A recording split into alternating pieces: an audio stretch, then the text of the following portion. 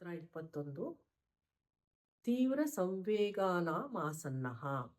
ಪದಗಳ ವಿಭಾಗ ತೀವ್ರ ಸಂವೇಗಾನಾಂ ಆಸನ್ನಃ.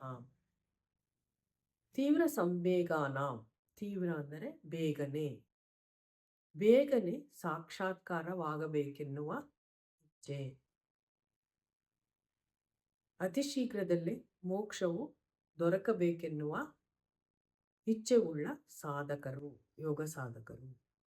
ಆಸನ್ನಃ, ಆಸನ್ನಃ ಅಂದರೆ ನಿಕಟತೆಯಲ್ಲಿರುವಂಥದ್ದು, ಹತ್ತಿರದಲ್ಲಿರುವಂಥದ್ದು, ಕೈಗೆಟುಕುವ ಸಮೀಪದಲ್ಲಿರುವಂಥದ್ದು, ಇನ್ನೇನು ದೊರಕೇ ಬಿಡಬಹುದು ಎನ್ನುವ ಸ್ಥಿತಿಯಲ್ಲಿರುವಂಥದ್ದು. ಭಾವಾರ್ಥ: ಯಾರು ಪ್ರತಿದಿನ ಶ್ರದ್ಧಾ ವೀರ್ಯ ಸ್ಮೃತಿ ಪ್ರಜ್ಞಾಪೂರ್ವಕವಾಗಿ ಧ್ಯಾನ ಧಾರಣ ಮುಂತಾದ ಉಪಾಯ ಪ್ರತ್ಯಯಗಳನ್ನು ತೀವ್ರತರವಾಗಿ ಅನುಷ್ಠಾನ ಮಾಡುತ್ತಾರೋ ಅಂಥವರಿಗೆ ಮೋಕ್ಷ ಕೈವಲ್ಯ ಅವರ ಗುರಿಯು ಇನ್ನೇನು ಕೈಗೆ ಎಟುಕುವ ಸಮೀಪದಲ್ಲಿಯೇ ಇರುವುದು ಎಂಬುದು ಇದರ ಅರ್ಥ.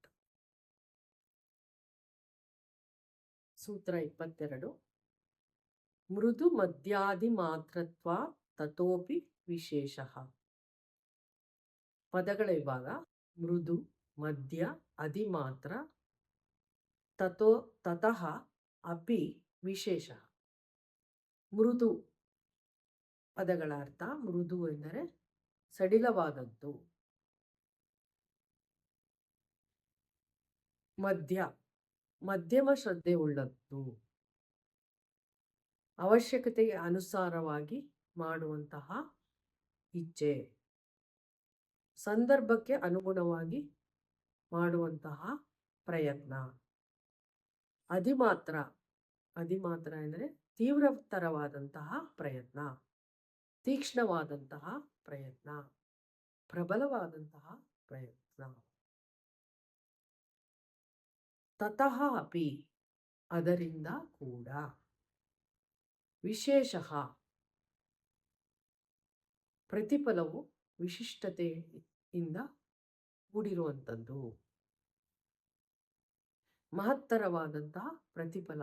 ಭಾವಾರ್ಥ: ಯೋಗ ಸಾಧಕನ ಸಾಧನೆಯನ್ನು ಅವನ ಸಾಧನೆಗೆ ಅನುಗುಣವಾಗಿ ಕ್ರಮವಾಗಿ ಮೃದು, ಮಧ್ಯ, ಅಧಿಮಾತ್ರ ಎಂದು 3 ವಿಭಾಗಗಳಾಗಿ ವಿಂಗಡಿಸಬಹುದು.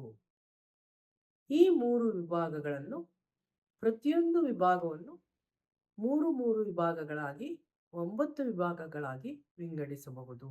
ಅಂದರೆ ಮೃದುವಿನಲ್ಲಿ ಮೃದು, ಮಧ್ಯಮ, ಅಧಿಮಾತ್ರ, ಮಧ್ಯಮದಲ್ಲಿ ಮೃದು, ಮಧ್ಯಮ, ಅಧಿಮಾತ್ರ, ಅಧಿಮಾತ್ರದಲ್ಲಿ ಮೃದು, ಮಧ್ಯಮ, ಅಧಿಮಾತ್ರ. ಇವು ಯೋಗ ಸಾಧಕನ ಸಾಧನೆಯ ತೀವ್ರತೆಯನ್ನು ವಿವರಿಸುವುದು.